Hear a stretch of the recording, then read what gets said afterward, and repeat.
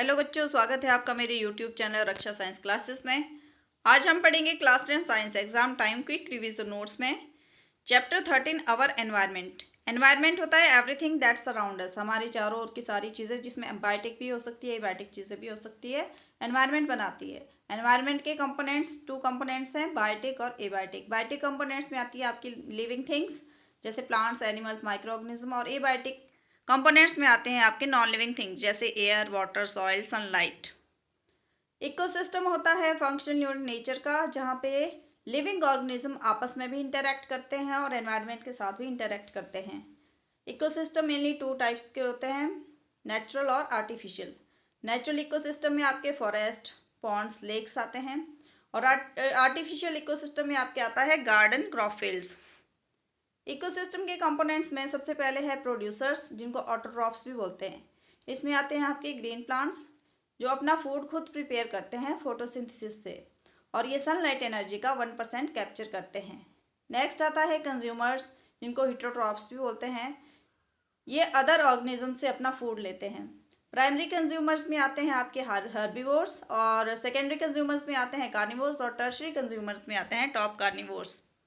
Decomposers में आते हैं आपके बैक्टीरिया एंड फंजाई, जो डेड ऑर्गेनिज्म का ब्रेकडाउन करते हैं ह्यूमस में। फूड चेन होता है transfer of food and energy from one organism to other. एक ऑर्गेनिज्म से दूसरे ऑर्गेनिज्म में जब फूड और एनर्जी का ट्रांसफर होता है तो उसे हम फूड चेन बोलते हैं।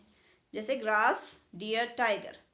डियर ग्रास खाता है और डियर को टाइगर खाता है। फूड वेब होता है network of interconnected food chain. बहुत सारी फूड चेन इंटरकनेक्ट होकर फूड वेब बनाती है। ये इकोसिस्टम को स्टेबिलिटी प्रोवाइड करता है।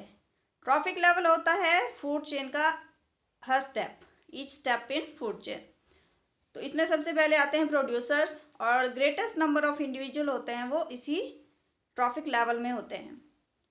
उसके बाद आता है प्राइमरी कंज्यूमर, जिसमें आते हैं हर्बीवोर्स। सेकेंडरी कंज्यूमर में आते हैं कार्निवोर्स, और टर्शरी कंज्यूमर में आते हैं टॉप कार्निवोर्स। नेक्स्ट है 10% लॉ ऑफ एनर्जी ट्रांसफर। इसको रेमंड लिंडमैन ने दिया था।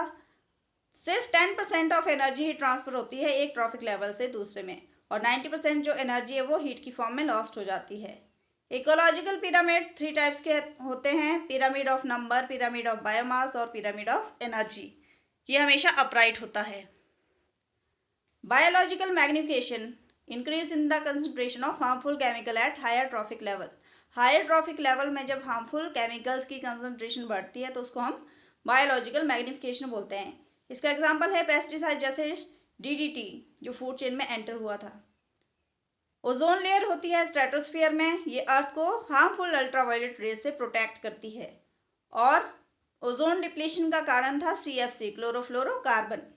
और अल्ट्रावायलेट ये हार्म रेज अगर अर्थ पे आती है तो स्किन कैंसर और एनवायरमेंटल डैमेज हो सकता है।